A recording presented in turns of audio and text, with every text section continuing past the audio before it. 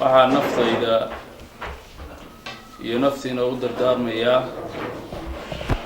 ilaahay subxaanahu wa tacaala cabsidiisa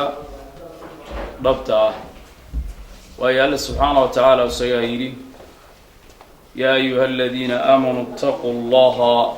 walaa tamuutunna ilaa wa antum muslimuun addoomaha ay rumaysan ee jiritaankayga rumaysan ee alle inaan u ahay garanaya ha dhimanina ilaa wa antum muslimuun idinkoo muslima maahane si kale ha u dhimanina muslim waynahay laakiin waxaa laynagu boorinayaa camalka weyn alla ka cabsigeenu weynayno alle subxaanahu wa tacaala sharcigiisa oo aynu ku dhaqanno adiga oo ilaahay subxaanahu wa tacaala cibaadadiisii habeen iyo maalin u taagan ina dhimatid camal wanaagsan adduunkaa kala tagto macnaha saas ayaa alle subxaanahu wa tacaala aayadda inoogu sheegayaa marka walaalayaal waxaa laynaga doonayaa inayn alle subxaanahu wa tacaala aynu ka boqno sir iyo saad qowl iyo ficil alle subxaanahu wa tacaala aynu uga boqno wax kastoonu qabanayno iyo shay kastoonu ku kacaynona alle subxaanahu wa tacaala cabsidiisu inay ku jirto way maarata walaal cabsida allah subxaanahu wa tacaala inay ku jirto waa laga maarmaan waayo ma aynu dhaqaaqayno allah subxaanahu wa tacaala cabsidiisa haddaynan inagu jirin waxba inoo socon maayaan adduun iyo aakhiro maarata walaali marka waxa weeye waa inaynu alle ka baqno waa dhimanaynaa qabrigan gelaynaa nafta laynaga qaadayaa allayna xisaabinaya subxaana wa tacaala rabbi foolkiisan tegaynaa alle subxaana wa tacaala aynu ka baqno wixii alle subxaana wa tacaala inoo dirana bilkuliyan aynu la nimaadno wixii alle subxaana wa tacaala naga reebana aynu ka harno intaas ayaan oran lahaa hawsha la gelayo ay fara badantaan u malaynayaa insha allahu tacaala alle subxaana wa tacaala wuxuu inoo dardaarmayaa cabsidiisa wey marka walaalayaal waa inaynu cabsada alla subxaana wa tacaala qaadano waana mahadsantihiin ilaahay subxaana wa tacaala ha naga dhigo kuwa qaata qowlka wanaagsan xumaatidana ka hara السلام عليكم ورحمة الله تعالى وبركاته. ثم الصلاة والسلام على أشرف الأنبياء والمرسلين. أما بعد قدوميها دقمة عرمو دمان قيبا كلا دواني دولة بنتلان كان عصتها دانيرا نبضونا هي هوينك والمودين كي صحافة ودمان كسوق القلياش حفلة وحن مركرك السلام يا السلام عليكم ورحمة الله وبركاته. waxaa farxad weyn noo ah haddaanu nahay ururka dib u dhiska Soomaaliya inaad nagala soo qayb gashaan xafladda aanu ku daafureyno xafiiska uu ku yeelanayo dalka Soomaaliya oo aanu u dooranay in aanu ka sameeyno magaalada Carmo ee Puntland ee gobolka Bari. waxaan jeclahay inaad idinla wadaago taariikhda ururka dib u dhiska Soomaaliya ujeedooyinka loo asaasay shaqooyinka uu qabtay inta uu shaqeynayay astaanta ururka uu leeyahay iyo muhiimadda iyo macnaha ka dambeeya mahadcelin iyo dardaaran aan u jeedinayno dadweynaha Soomaaliyeed ee na daawanaya taariikhda ururka haddii aan u soo noqdo ururka dib u dhiska ee Soomaaliya waxaa la aasaasay sanadkii 2011 iyadoo laga aasaasay magaalada Karlsruhe ee dalka Jarmalka ee dalka Yurub ee qaaradda Yurub. ujeedooyinka loo aasaasay waxay ahaayeen ujeedooyin u qaybsamaa laba qayb oo ah kuwa fog iyo kuwa dhow. kuwa fog waxa uu ahaa in uu dalka Soomaaliya dib u dhiso maadaama uu dalka Soomaaliya uu galay burbur aad u weyn oo ay soo gaadhay dhibaatooyin aan la soo koobi karin, isla markaasna ay ka burbureen kaabayaashii dhaqaale, kaabayaashii bulsho iyo dhammaan waxyaabihii dal lagu yaqaanay. waxyaabaha dhow ee fishinka dhow ah oo ururka loo sameeyo waxa ka mid ah inuu xoojiyo ama uu ka qayb qaato barnaamijyada kala duwan ee ka socda dalkeena ee Soomaaliya ee loogu dhisayo dalka dib loogu dhisayo dalka Soomaaliya, inuu xoojiyo ama uu tayeeyo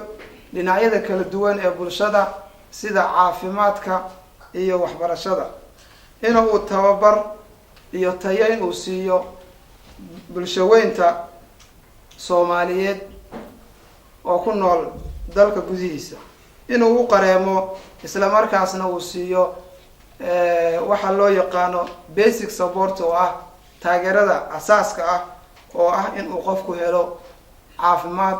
amni, isagoo kaashanaya maamulka ka jira wadanka Soomaaliya iyo dowlad goboleedyada ka jira dalka, inuu caawiyo dadka naafada ah oo u baahan in si gaar ah loo taageero iyo dadka agoonta ah oo uu ururku aad iyo aad uga qabto barnaamijyo badan oo uu diyaariyay. inta uu ururku jiray waxa ka muuqata taariikhda marka aad fiirisaan in uu jiray 4 sano. 4 sano oo uu jiray waxa uu sanad ka shaqeynayay Yurub iyo meesha laga aasaasay. 3 sano ugu dambeeyay wuxuu ka shaqeynayay dalka Soomaaliya isagoo oo sameystay barnaamijyo kala duwan oo midba midka kale ay u kala duwan tahay mudnaanta qaabka ay bulshadu ugu baahan yihiin. shaqooyinka ururku uu qabtay waxa ugu weyn in uu ka shaqeeyay waxyaabaha islaamiyaadka ah oo ah in uu xoojiyay shaacirta islaamka oo ay ka mid tahay xuska maalmaha ciida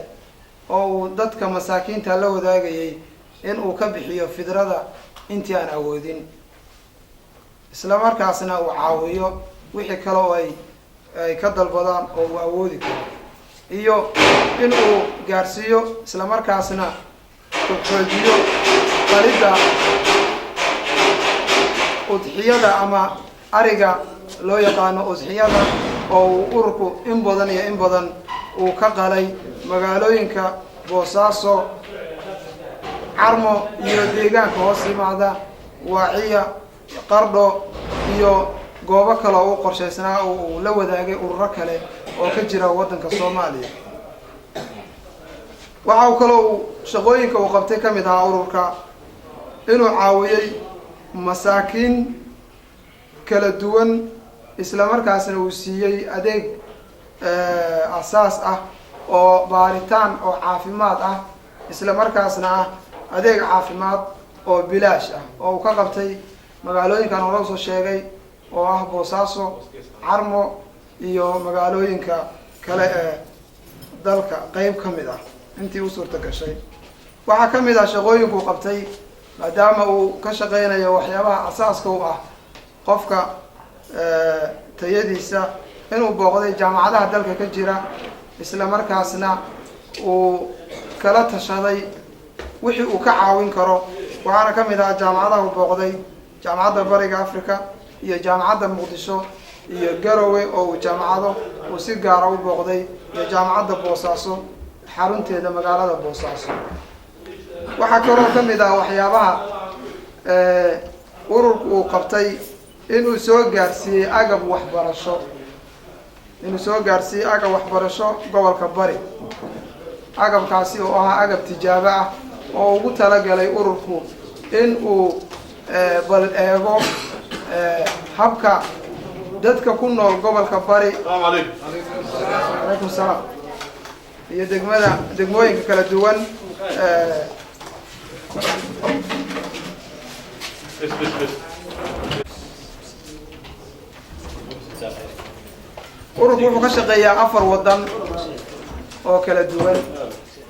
4 wadan oo kala duwan ayuu ka shaqeeyaa waa wadanka Ingiriiska wadanka Jarmalka wadanka Soomaaliya iyo wadanka Turkiga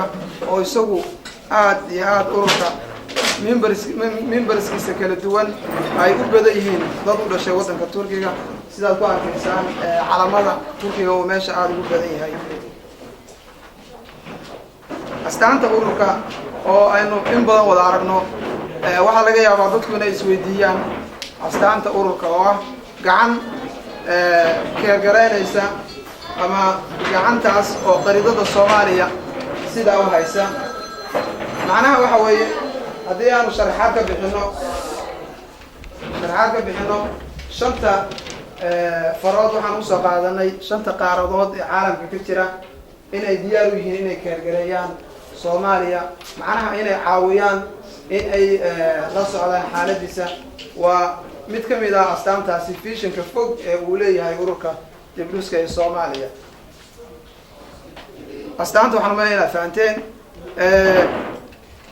ururka waxaa asaasay dad Soomaali ah iyo dad ajnabi ah oo dibadda ku nool isla markaasna u arkay in ay wajaan iska banaan yahay isla markaasna sidii ay u daba qaban lahaayeen ama ay uga geysan lahaayeen barnaamijyada dibudhiska ee Soomaaliya ka socda intay awoodaan waxaan aad uga xumahay gudoomiyuhu inuu gadaal ka yimi oo warbixintii dhan aan ka hor dhacay laakiin insha Allah waa la wadaagina gudoomiyaha ilaahay ha sharfe isla markaasna noo soo dadaalay isagoo ay ku adag tahay inuu yimaado ururka dibdhiska ee Soomaaliya ma aha urur gobolka bari uu si gaar ah u leeyahay mana aha urur degmada Carmo ay si gaar ah u leedahay mana aha urur dowlad goboleed gaar ah oo dalka ka jira uu si gaar ah u leeyahay waxa kamid ah mabaadiida ururka inuu la shaqeeyo hadba bulshada soo dhaweysa oo ka soo baxda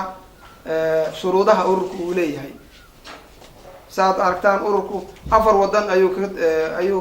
ka samaysan yahay oo xubno kala duwan uu ku leeyahay marka waxa lagu qiyaas karaa inuu yahay urur caalami ah inuu yahay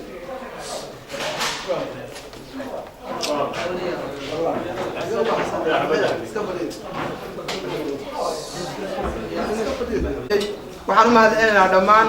dawladda xubnaha nagala jooga hogaamiyaha gudoomiyaha degmada Carmo Maxamed Cali haweenka iyo dhalinyarada culumada iyo qurba joogta iyo madaxda ururka oo dibadda joogta iyo dhammaan cid walba oo ku lahayd barnaamijyadii ururku soo qabtay 4 sano ee uu shaqeynayay waxaan rabaa inaan ugu dambeeyo dardaaran ururka dibdhiska ee Soomaaliya waxa ku jira dad aad u kala duwan oo ay midayso diin kaliya dad ay diin kaliya midayso ayaa ku jira marka waxaan rabaa inaan maadaama aan ku hadlayo magaca ururka in aan u dardaarano dadyoga Soomaaliyeed ee na daawanaya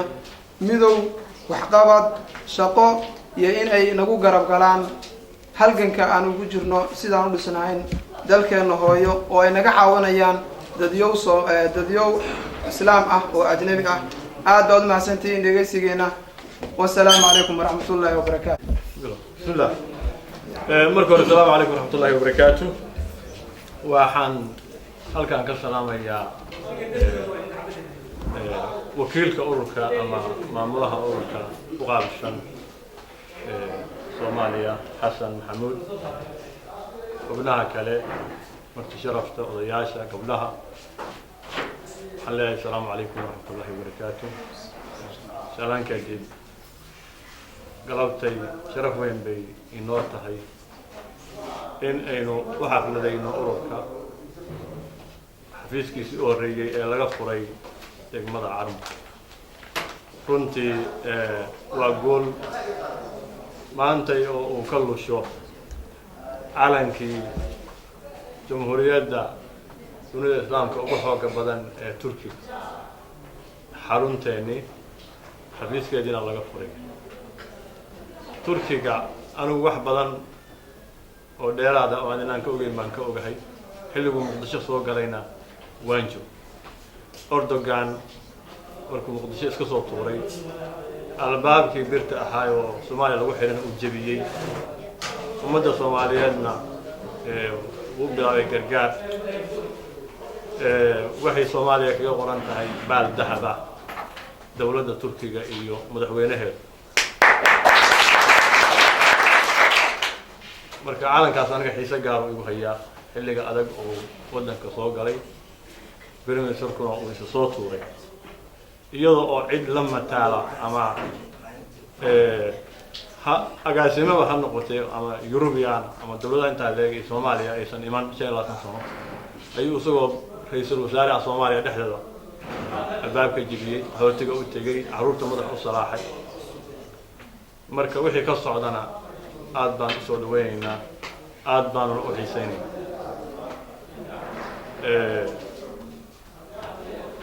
waxaan ku soo laabto ururka waxaan rajaynaynaa guul horumar iyo shaqo iyo himilooyinkiisa inuu ku guuleysto innagana waxa layna ka rabaa inaan isgarab taagno la shaqeyno soo dhaweyno inta uu tabar daran yahay inuu maal iyo maskax iyo muruqba inuu ku garab galno insha Allah ta'ala waxaan filayaa inaynu diyaar u nahay annaga horeyna ka maamul ahaan diyaar baan u nahay inaan garab galno mar labaad iyo mar saddexaad maamulaha oo gilka mahadsan yahay furitaankii uu maantay ka bilaabay ama ka furay xafiiska degmada waxaan leenahay soo dhawaada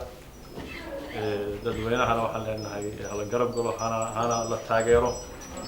insha Allah ta'ala waxaan ka rajaynaynaa guulo waaweyn iyo horumar ballaaran in ay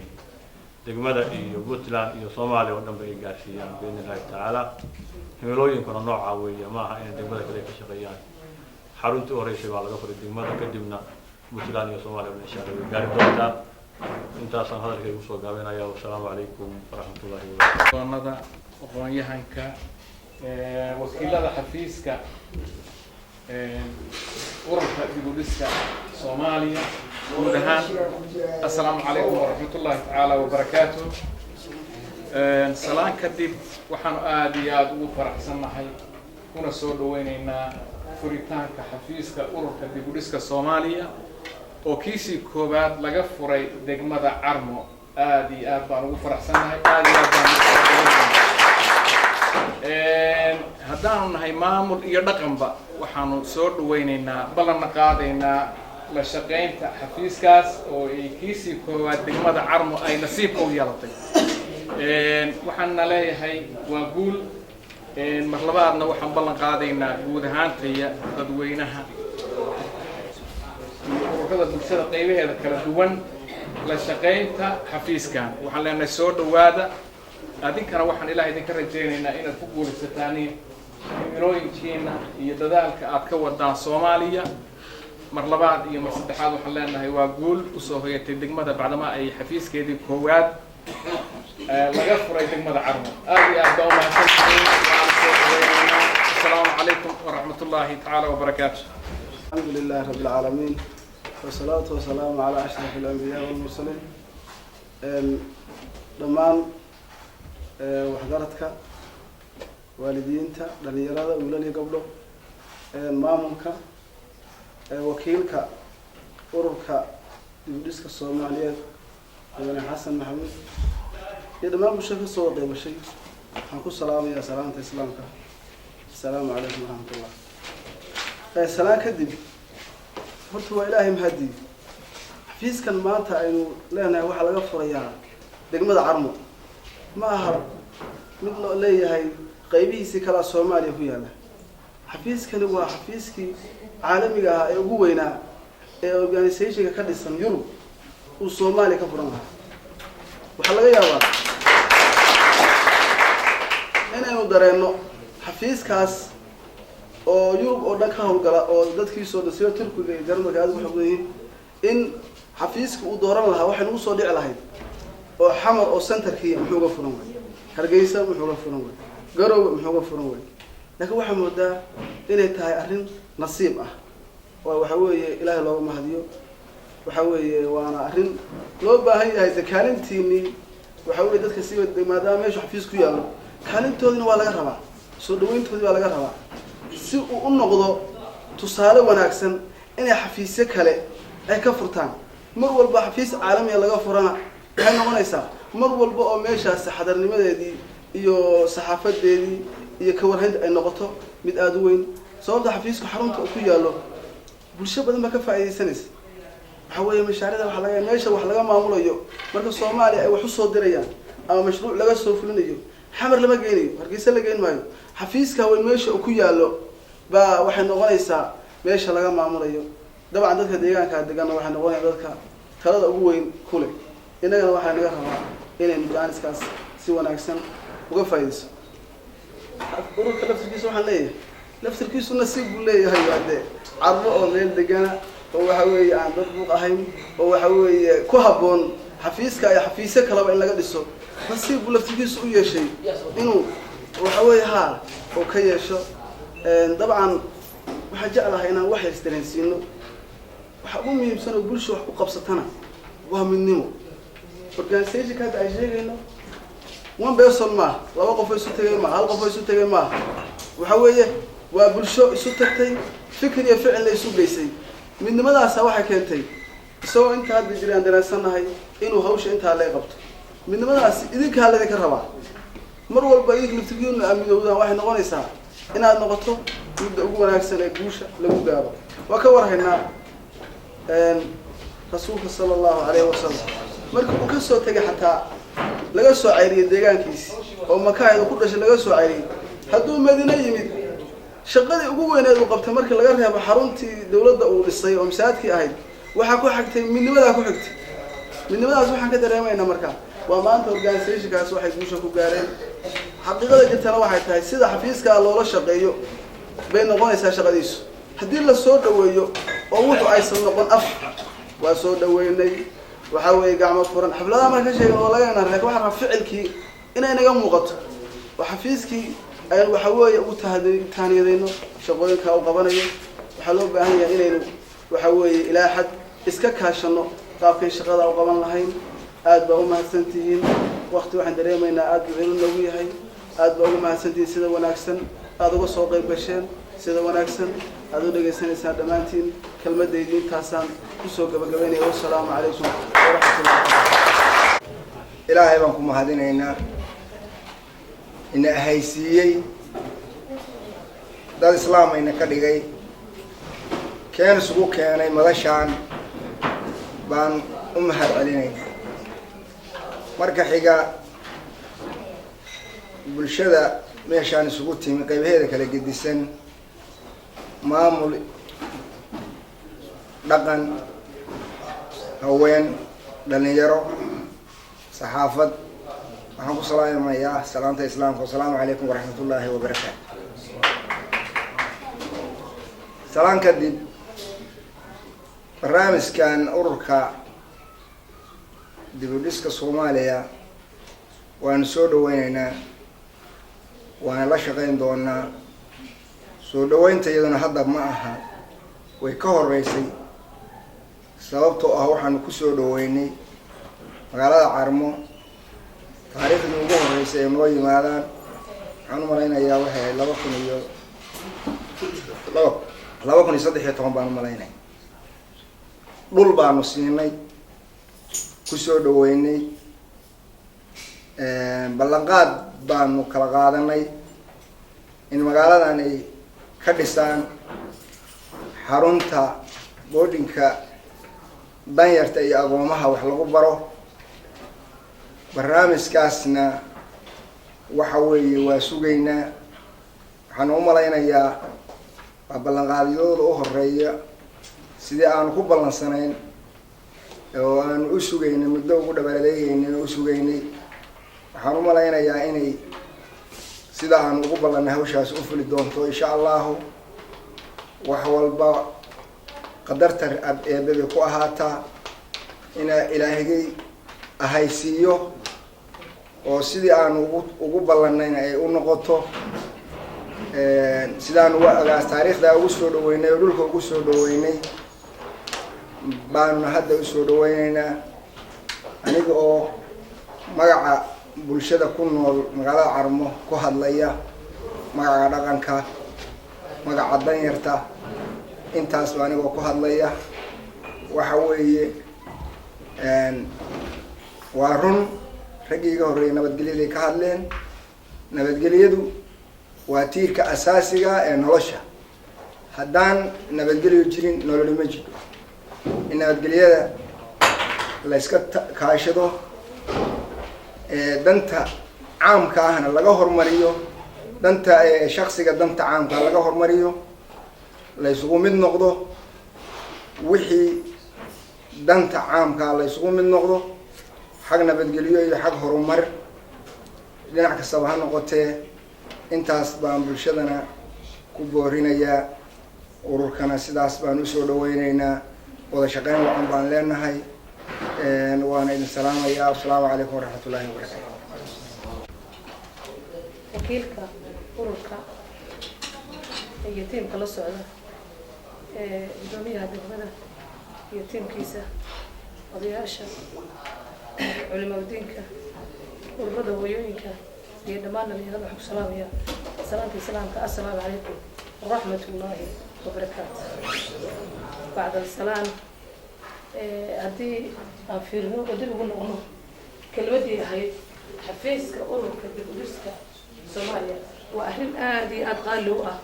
xafiis dhan oo la yiri Soomaaliya inagu waxaan joognaa degmada Carmo waxaynu ka mid nahay Soomaaliya waxay noqotay meesha kaliya oo loo doortay in laga furo xafiiska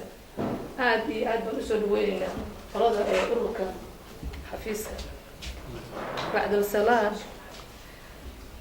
بعد السودوين مكين نهدين هاي قلنا دقمة عرمو وحلين هاي وأن مثله الريال علماء الدين دميرو لما أنا وسودو بسود وهذا كل سود وهذا قاعد مفرط وهذا سود وين إلهي ذكي وأنا دي لا شغالة إلهي ذكي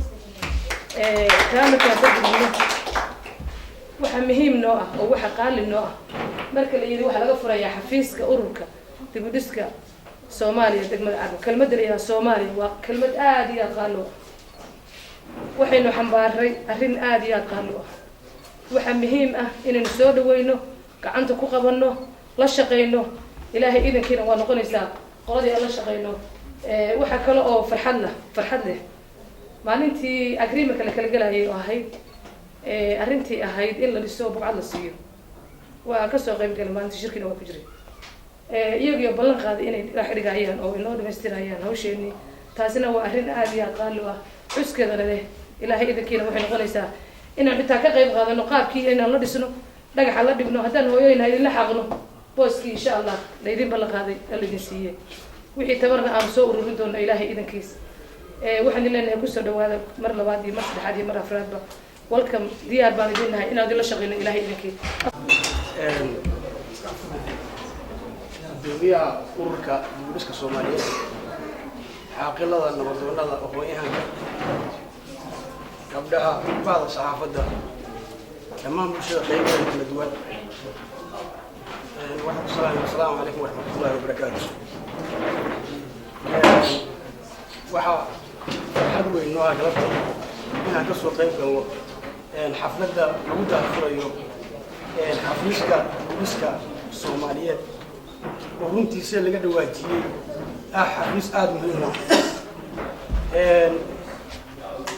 xafiiskan oo dhinacyo badan ka shaqeeya runtiina waxaan oran karaa Carmo nasiib bay leedahay maadaama xafiiskii ugu weynaa ee Soomaaliya ay nasiib u yeelatay ururka waxaan leenahay way garab taagannahay waxaan la shaqeeyo bulshada qaybaheeda kala duwan horumarku waa lagu faanaa markii xafiis horumarineed nooc kastaba ha ahaado inuu ka hirgalo degaan waxyaabaha asaasiyaadka ama bulshada faa'iido ugu jirto ku dheeraan maayo waqti waa kooban yahay runtii in waxaan inoo balana inaynu garab istaagno innaga oo dhan shirkuna waa inoo xiran yahay aad baa mahadsantahay